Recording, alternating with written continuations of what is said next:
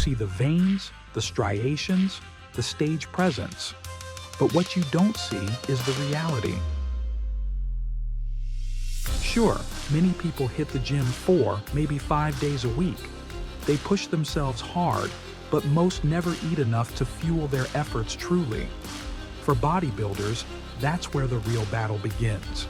The 5 a.m. meal preps, the 20-egg breakfasts, the hours spent chewing when your body begs you to stop.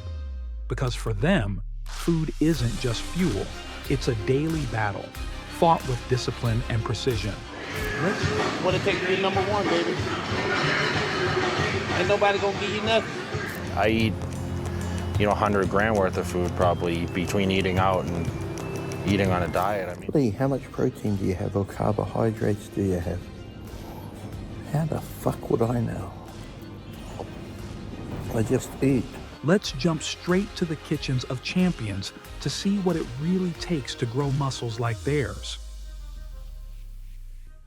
"I eat for function, not for taste," Jay Cutler once said, and he meant every word.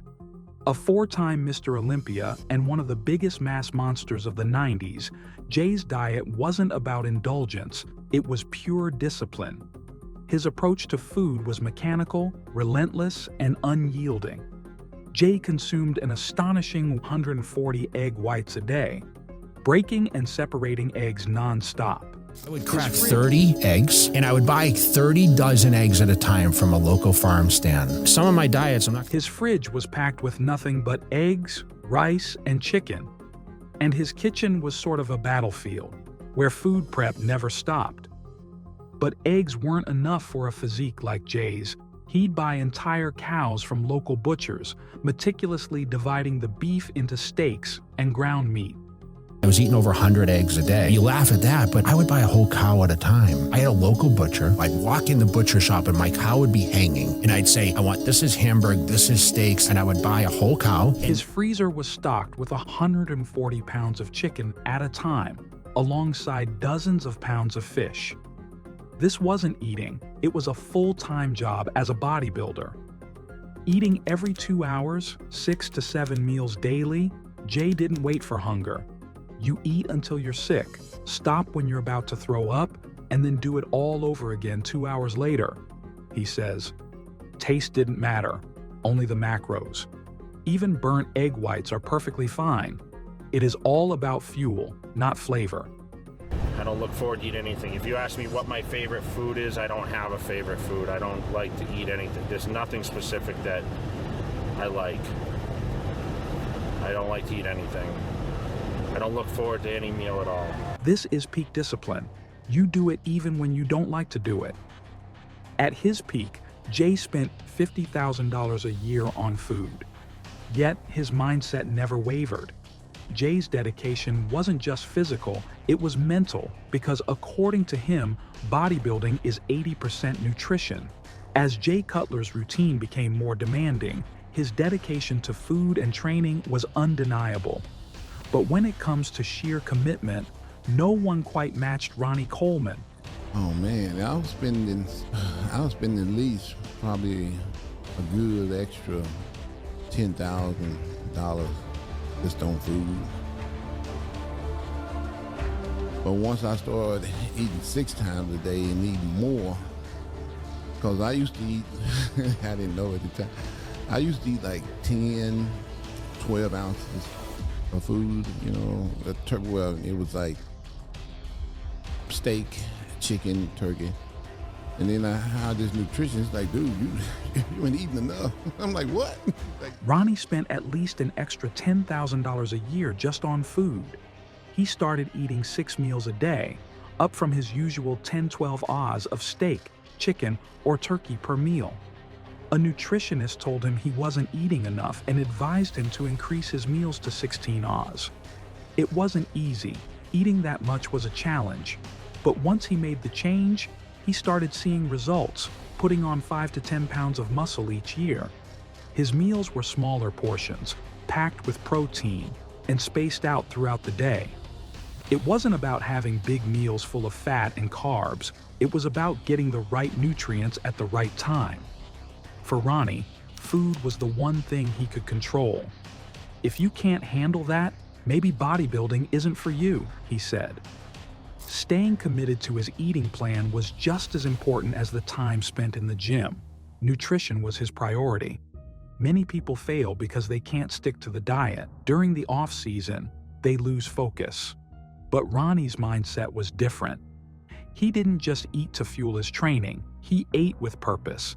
And that's what made all the difference in his career. But the only person who could rival Ronnie Coleman at his peak was Lee Priest. But unlike Ronnie, who stuck to an insane, disciplined diet, Lee took a totally different route. Lee didn't get caught up in the obsession of clean eating or tracking every macro. He ate what felt right for his body and didn't stress about perfection. Because you must eat healthy. Well, to that I say, stop being a fucking idiot. I have toast with butter, real butter. Look, if you're dieting, I understand. But all you little wankers now who like to go on Instagram and be influencers, you don't know shit, you look like shit, you can't even train properly. Lee's approach was balance.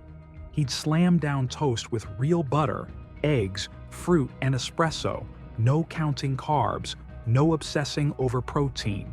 His rule was simple: live life. While others were locked in a food prison, counting every calorie and stressing over clean versus dirty, Lee was eating what he enjoyed and getting results. Because let's be real, what's the point of looking great if you can't actually enjoy your food? Lee didn't care about dirty bulking or starving himself for a clean look. It was all about fueling his body, staying strong, and enjoying the process. He'd have a chocolate cake with his cappuccino. Because why the hell not? He didn't need to eat perfectly to crush it. He focused on what actually worked for him.